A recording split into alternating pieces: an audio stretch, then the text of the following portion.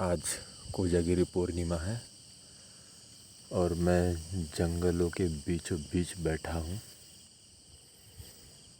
देख सकते हैं संपूर्ण अंधेरा है। रात के 11 बज चुके हैं और अभी चंद्रमा ऊपर आया है और चांद की ऐसी रोशनी है जो कि मैं अंधेरे में भी साफ से दूर दूर तक देख सकता हूँ।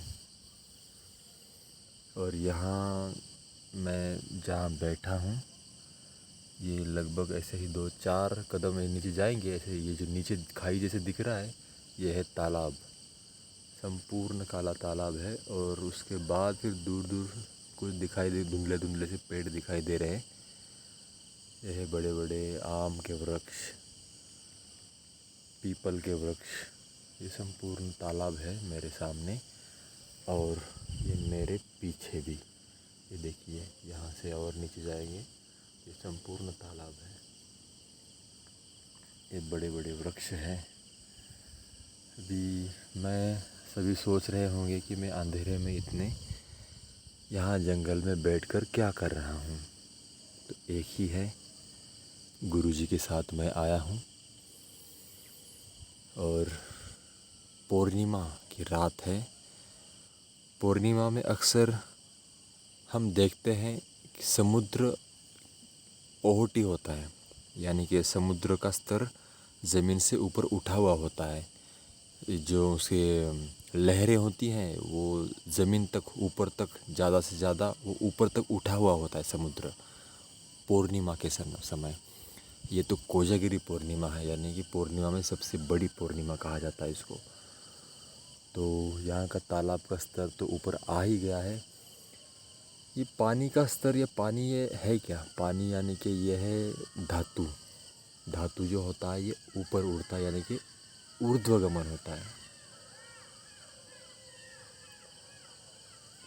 अगर आप सुनाई देता होगा आपको कि जंगल में कुछ अलग अलग आवाज़ें आ रही हैं, ये पक्षी है या प्राणी है, अलग अलग आवाज़ें तो हैं ही। जैसे कि मैं कह रहा था कि पूर्णिमा के समय ऊर्जा ऊर्ध्वगमन होती है, यानी कि जो कुछ भी धातुएं होती हैं ऊर्ध्वगमन होती हैं। इसीलिए पूर्णिमा को सोया नहीं जाता है, जगा जाता है, यानी कि जगना होता है।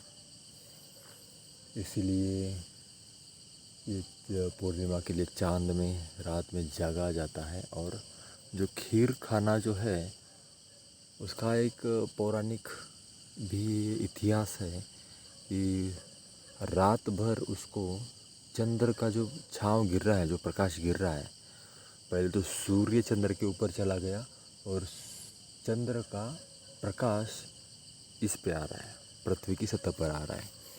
तो ये जो प्रकाश है ये अगर खीर में चला जाए, दूध में चला जाए तो उसकी ताकत बढ़ती है। ऐसे हमारे पुरातन महापुरुषों की मान्यता है। इसीलिए कोजागिरी पूर्णिमा के समय ये खीर या दूध पीते हैं। तो रात भर इसको भिगोते हैं और सुबह होने के बाद इसको खाते हैं।